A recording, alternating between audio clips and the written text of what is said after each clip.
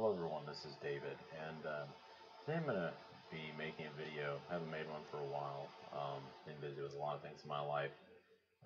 Went to the airlines, got furloughed from the airlines thanks to COVID, and I'm back to flight instructing, but that's besides the point. The main reason why I've been making videos is because I'm on the alpha for Flight Sim 2020. One thing that's prompted me to make this video is just seeing people constantly complain about the new sim, mainly in the way of the default aircraft. Okay, first off, let me say this. I have never played a sim where the default aircraft are worth my time. FSX, the default aircraft were horrible.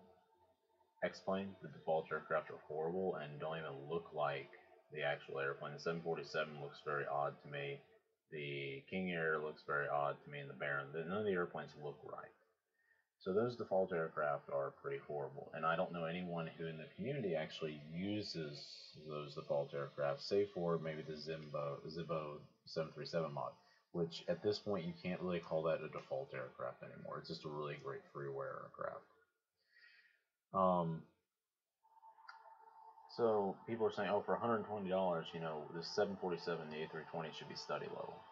Okay, I can't go into what details they have in their systems. I can only go what's shown in the videos that have already been released, so I can't comment on that.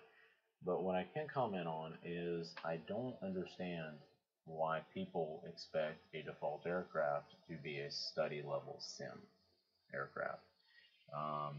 Let's take the PMDG 747 for example. That's, by the time you buy the 800, that's roughly $140, $160 for the aircraft, instead of base 7.4, and then the add-on for prepared 3D. Okay. This sim, if you buy the premium version for $120, you get 30 aircraft. So if we don't take into account the scenery, the weather engine, ATC, any of that stuff, graphics engine, which is frankly amazing.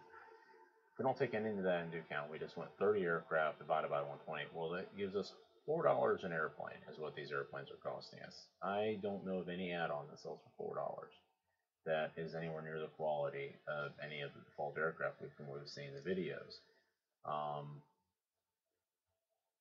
Like I said, I cannot comment on the systems level of the 747 or A320. I can, I guess from the videos we've seen now, I can say that they're systems-wise, they are far better than what we had in FSX and in X-Plane, default-wise. Just because we've seen the content, some other content creators have had the NDA lifted to where they can show this stuff. They are better than what they were there. But I don't quite understand why people think we're going to get the equivalent of the FS Labs A320 for $4, or the equivalent of the PMDG 747 800 for $4. This is not being realistic. When I look at Flight Sim is what they're providing us is a great base engine. Then the add-on community has always made Flight Sim what it is. If all we had was default aircraft, I doubt any of us would still be playing FSX. So that's kind of where we go from this. And I know people are complaining, oh, it's $120, we should get so much for it. Well, look at the graphics engine you are. You're getting a brand new platform that's going to last us for another 10 to 15 years. 10 to 15 years, these default aircraft will be so forgotten. It doesn't really even matter. So we need to be realistic. We need to look at the default aircraft as just that, default aircraft. Freeware aircraft is how I consider them, because what you're really buying is the engine and the scenery that we're not having to spend tens of thousands of dollars on to make the world in a great amount of detail.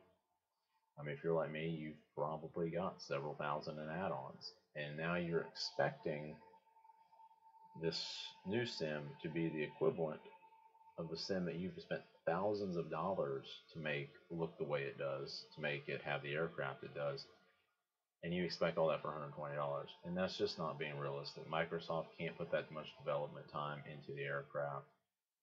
They're trying to build literally a whole new sim, so we need to be understanding of that. And if you want study level aircraft, hey, wait for MDG to drop the 737. With that's kind of my last comment.